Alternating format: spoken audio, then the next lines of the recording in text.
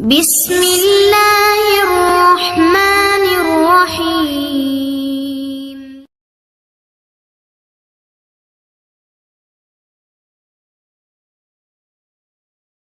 الحمد لله رب العالمين والصلاة والسلام على رسوله الكريم نبينا محمد وعلى آله وأصحابه أجمعين أما بعد. கனிமிக்க சகோதர சகோதரிகளே, இந்த பதிவில் நாம் இன்ஷா அல்லாஹ் சாப்பிட்ட பிறகு ஓத வேண்டிய நபிகள் நாயகம் ஸல்லல்லாஹு அலைஹி வஸல்லம் அவர்கள் சொல்லிக் கொடுத்த ஒரு துஆவை பார்க்கலாம். அன்பார்ந்தவர்களே, பொதுவாக மக்கள் சாப்பிட்ட பிறகு ஓத வேண்டிய துஆ என்று அல்ஹம்துலில்லாஹி அல்லதி அத்அமனி அல்ஹம்துலில்லாஹி அல்லதி அத்அமனா வஸகானா வஜஅலனா மினல் முஸ்லிமீன் என்று ஓதுவார்கள். பரவலாக இந்த துஆ தான் மக்கள் படிக்கிறார்கள். ஆம், இந்த துஆ ஹதீஸில் அறிவிக்கப்பட்டுள்ளது. ஆனால் இந்த துஆ அறிவிக்கப்பட்ட அந்த செய்தி, அந்த ஹதீஸானது பலவீனமான ஒரு செய்தி. அது நபிகள் நாயகம் சொன்னார்கள் என்பது உறுதிப்படுத்தப்பட்ட ஒரு செய்தி கிடையாது. நம்பகமான அறிவிப்பாளர்கள் வழியாக வந்த தகவல் கிடையாது. மாறாக அந்த அறிவித்த அறிவிப்பாளர்களில் ஏதோ ஒரு சில பிரச்சனைகள் இருக்கிறது என்கிற மாதிரியான ஒரு தகவல் அது. ஆக அந்த துஆவை விட்டுவிட்டு எந்த ஒரு சிக்கலும் இல்லாத ஆதாரபூர்வமான ஹதீஸுகள் வந்த துஆக்கள் இருக்குமே, அதை நாம் ஓத வேண்டும்.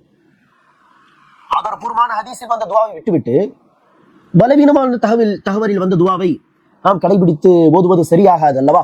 ஆக ஆதாரபூர்வமான ஹதீஸில் சாப்பிட்ட பிறகு ஓத வேண்டிய ஒன்றுக்கு மேற்பட்ட துஆக்கள் உண்டு. அதில் ஒரு துஆவை நாம் இன்ஷா அல்லாஹ் இந்த பதிவில் பார்க்கலாம். அன்பானவர்களே, இந்த துஆ தொடர்பான ஹதீஸ் சஹீஹ் திர்மிதி நூலிலே 3453வது ஹதீஸாக பதிவு செய்யப்பட்டுள்ளது. முஆத் பின் அனஸ் ரலியல்லாஹு அன்ஹு அவர்கள் அறிவிக்கிறார்கள், அல்லாஹ்வின் தூதர் கூறினார்கள், யார் ஒருவர் உணவு உண்ட பின் எனக்கு இதை உணவாக அளித்தும் என்னுடைய எந்த வலிமையின்றி எந்த சக்தியுமின்றி இதை எனக்கு வழங்கிய அல்லாஹ்வுக்கே எல்லா புகழும் என்று கூறுகிறாரோ, அவருடைய முன் நடந்த பாவங்கள், முந்தைய பாவங்கள் மன்னிக்கப்படும். சுப்ஹானல்லாஹ். சாப்பிட்ட பிறகு இந்த துஆவை ஓதினால் முந்தைய சிறிய பாவங்கள் மன்னிக்கப்படும். நன்மையான ஒரு காரியத்தை செய்து தானாக பாவங்கள் அளிக்கப்படுவதாக ஹதீஸில் சொல்லப்பட்டால் சிறிய பாவங்கள் அளிக்கப்படும் என்றுதான் பொருள். பெரும் பாவங்கள் பொறுத்தவரையில் அதற்கு நாம் அல்லாஹ்விடத்தில் தௌபா செய்ய வேண்டும், சொல்லி அல்லாஹ்விடத்தில் மன்னிப்பு கோர வேண்டும்.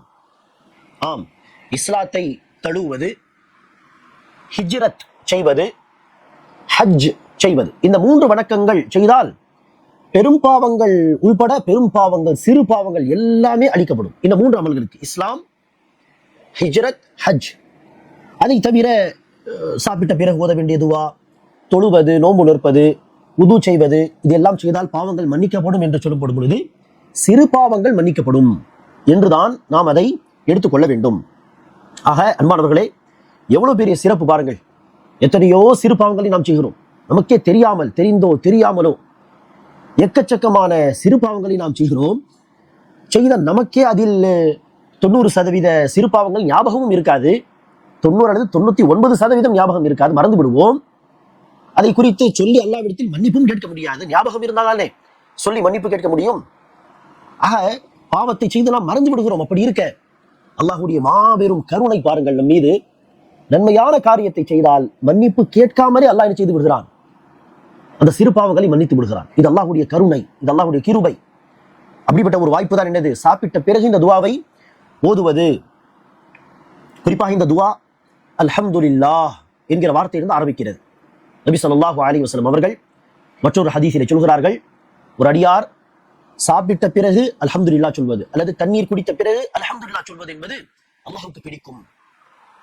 காரணம், இந்த உணவு அது ஒரு வாய் உணவாக இருந்தாலும் சரி, ஒரு மடக்கு தண்ணீராக இருந்தாலும் சரி, அல்லாஹ்வுடைய உதவி இல்லாமல் அதை நம்மால் அடைய முடியாது. அல்லாஹ் பாதுகாக்க வேண்டும். யாரும் இல்லாத காட்டில் யாராவது போய் மாட்டிவிட்டால், சாப்பிடுவதற்கு கூட வழி இல்லாமல், தண்ணீர் கிடைக்காமல் ஒரு பாலைவனத்தில் சிக்கிவிட்டால், குடிப்பதற்கு தண்ணீர் கூட இல்லாமல், சாப்பிடுவதற்கு ஒரு வாய் உணவு கூட இல்லாமல் இப்படி எல்லாம் மனிதர்கள் தவிக்க வாய்ப்புகள் உண்டு. என்ன அர்த்தம்? அல்லாஹ் நாடினால் தான் உணவு கிடைக்கும். சரி, எத்தனை பேர் வீட்டில் இருந்தும் பணக்காரர்களாக இருந்தும் ஏதாவது வியாதி இருந்தால் சாப்பிட முடியாமல் போகிறது. நல்லா பாதுகாக்க வேண்டும். கிட்னியுடைய பிரச்சனைகள், தண்ணீர் குடிக்க முடியாது, சாப்பிட முடியாது. ஆக நாம் சுகமாக சாப்பிடுகிறோம், சுகமாக தண்ணீர் அருந்துகிறோம் என்று சொன்னால் இது அல்லாஹ்வுடைய மிகப்பெரிய ஒரு நிஅமத், மிகப்பெரிய ஒரு அருட்கொடை. அது அல்லாஹ்வுடைய உதவி இல்லாமல் சாத்தியமே கிடையாது. ஆகவேதான் சாப்பிடும் பொழுது, தண்ணீர் குடிக்கும் பொழுது அல்லாஹ்வை புகழ்வது அல்லாஹ்வுக்கு பிடிக்கும் என்பதாக நபிகள் நாயகம் ஸல்லல்லாஹு அலைஹி வஸல்லம் அவர்கள் சொல்கிறார்கள். ஆக அன்பார்ந்தவர்களே, நாம் எந்த ஒரு நியமத்தை அனுபவித்தாலும் அல்லாஹ்வை புகழ்வது, அல்லாஹ்வை நினைவு கூறுவது, நாம் அல்லாஹ்வுடைய அடிமைகள், அல்லாஹ் நம்முடைய இறைவன் என்பதை நினைவூட்டக்கூடிய ஒரு விஷயமாக இருக்கிறது. அந்த வகையில் ஏதோ சம்பாதிக்கிறோம், காசு வருகிறது, சமைக்கிறோம், சாப்பிடுகிறோம், இது எல்லாமே தானாக நடப்பது போல் நாம் நினைக்கக்கூடாது, எண்ணிவிடக் கூடாது. இதில் ஒவ்வொரு செயலும் சின்ன சின்ன விஷயங்களில் இருந்து பெரிய பெரிய காரியங்கள் வரை அல்லாஹ்வுடைய உதவி இல்லாமல் அது சாத்தியம் இல்லை. அல்லாஹ்வுடைய உதவி இல்லாமல் அது நடக்காது. வீடு கட்டினால் மாத்திரம்தான் அல்லாஹ்வுடைய உதவி, அப்படி கிடையாது. வீடு கட்டினால் கண் திருஷ்டி ஏற்படக்கூடாது, இந்த ஒரு சிக்கரும் வரக்கூடாது என்று துவா செய்து குர்ஆனுடைய வசனங்களை ஓதி அல்லாஹ்விடத்தில் பரக்கத்தை கேட்டு வீடு கட்டுகிறோம் என்று சொன்னால் வீடு கட்டுவதற்கு மாத்திரம்தான் அல்லாஹ்வுடைய உதவி தேவையா? இல்லை. ஒவ்வொரு வேளை சாப்பாடு நாம் சாப்பிடுகிறோம் என்று சொன்னால் அதற்கும் அல்லாஹ்வுடைய உதவி தேவை. அல்லாஹ்வுடைய உதவி இல்லை என்றால் அந்த காரியமும் நடக்காது என்கிற அவ்வளவு உறுதியான ஈமான், அல்லாஹ் மீது நம்பிக்கை நமக்கு இருக்க வேண்டும். ஆகவேதான் சாப்பிடுவதற்கு முன்பாக பிஸ்மில்லா, ஆரம்பிக்கும் பொழுது அல்லாஹ்வை மறக்கக்கூடாது, பிஸ்மில்லா. சாப்பிட்ட பிறகும் அல்லாஹ்வை மறக்கக்கூடாது. சொல்ல போனால் இடையில் கூட, சாப்பிடும் பொழுதெல்லாம் இடையில் கூட அல்லாஹ்வை நினைவு கூறுவது சிறந்தது. நாம் ஏற்கனவே சொன்ன அந்த ஹதீஸிலே முழுசாக சாப்பிட்டு முடித்த பிறகு அல்லாஹ்வை புகழ்வது என்று சொல்லவில்லை. ஒரு வாய் சாப்பிட்டு அல்லாஹ்வை புகழ்ந்தால், ஒரு மிடக்கு தண்ணீர் குடித்து அல்லாஹ்வை புகழ்ந்தால் அது அல்லாஹ்வுக்கு பிடிக்கும். ஆக சாப்பிடும் பொழுது இடையில் கூட நீங்கள் அல்ஹம்துலில்லாஹ், அல்ஹம்துலில்லாஹ் என்று சொல்வது வலியுறுத்தப்பட்டது, சிறந்தது. ஆரம்பத்தில் பிஸ்மில்லா சொல்ல மறந்து விட்டால் இடையில் என்ன செய்ய வேண்டும்? பிஸ்மில்லாஹி ஃபி அவ்வலி வாஹிரி. ஆக ஆரம்பித்தாலும் அல்லாஹ்வின் பெயரை கொண்டு, இடையிலும் அல்லாஹ்வின் பெயரை சொல்லி திக்ர் செய்வது, புகழ்வது, முடித்த பிறகும் துஆ ஓதுவது. இவ்வாறாக செய்தால் அன்பானவர்களே, சாப்பிடுவது என்கிற இந்த விஷயம் கூட வணக்கமாக மாறிவிடும், இபாதத்தாக மாறிவிடும். நம்முடைய தேவைக்காக நாம் சாப்பிடுகிறோம், ஆனால் அல்லாஹ் நமக்கு சாப்பிடுவது என்கிற அந்த செயலிலும் மகத்தான கூலி வைத்திருப்பான். மகத்தான கூலி நமக்கு இன்ஷா அல்லாஹ் கிடைக்கும். ஆக அந்த வகையில் அன்பானவர்களே, இந்த துஆக்களை எல்லாம் மனப்பாடம் செய்து ஓத முயற்சி செய்யுங்கள். அல்ஹம்துலில்லாஹில்லதி, சாப்பிட்ட பிறகு ஓத வேண்டிய துஆ. இது ஆதாரப்பூர்வமான ஹதீஸில் வந்த துஆ இது. அல்ஹம்துலில்லாஹில்லதி அத்அமனி ஹாதா வரஸகனி மின் கைரி ஹவ்லின் மின்னி வலா குவ்வா. அல்ஹம்துலில்லாஹில்லதி அத்அமனி ஹாதா வரஸகனி மின் கைரி ஹவ்லின் மின்னி வலா குவ்வா. அல்ஹம்துலில்லாஹில்லதி அத்அமனி ஹாதா, எனக்கு இந்த உணவை கொடுத்த அந்த அல்லாஹ்வுக்கே புகழ் அனைத்தும். வரஸகனி, எனக்கு இந்த உணவை ரிஸ்காக கொடுத்த அந்த அல்லாஹ்வுக்கே புகழ் அனைத்தும்.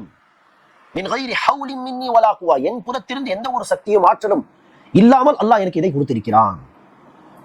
ஆக இது முழுக்க முழுக்க அல்லாஹ்வுடைய அருள் என்பதை வெளிப்படுத்தும் விதத்திலே இந்த வார்த்தைகள் அமைந்துள்ளது. ஆக இதை நாம் மனப்பாடம் செய்து சாப்பிடுவதற்கு முன், சாப்பிட்ட பிறகு என்று இந்த அன்றாடம் கடைபிடிக்க வேண்டிய துஆக்களை எல்லாம் கடைபிடிப்போமாக. இவ்வாறு செய்தால் அல்லாஹ் சுப்ஹானஹு வ தஆலாவுடைய பரக்கத் நமக்கு அதிகமாக கிடைக்கும், அல்லாஹ்வுடைய பாதுகாப்பு கிடைக்கும். அன்றாடம் செய்யக்கூடிய இந்த காரியங்களும் இபாதத்தாக மாறிவிடும். அல்லாஹ்வின் பெயரை சொல்லி ஆரம்பித்து அல்லாஹ்வின் பெயரை சொல்லி முடிக்கும் பொழுது அல்லாஹ் சுப்ஹானஹு வ தஆலா நமக்கு இந்த பாக்கியத்தை தருவானாக. ஆமீன். அஸ்ஸலாமு அலைக்கும் வரஹ்மத்துல்லாஹி வபரகாத்துஹு.